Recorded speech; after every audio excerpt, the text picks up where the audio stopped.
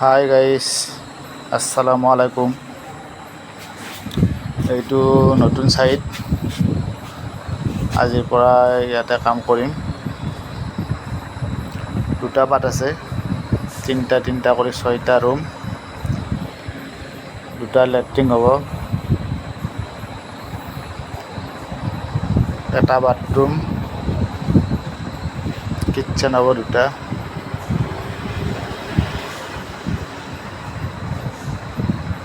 এইবিলাক মাল।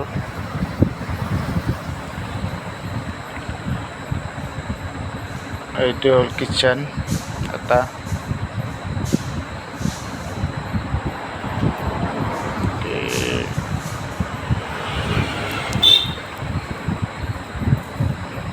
এইটো হ'ল কৰিডাৰ। কৰিডাৰৰ কাষতে এইটো আছে লেট্ৰিন।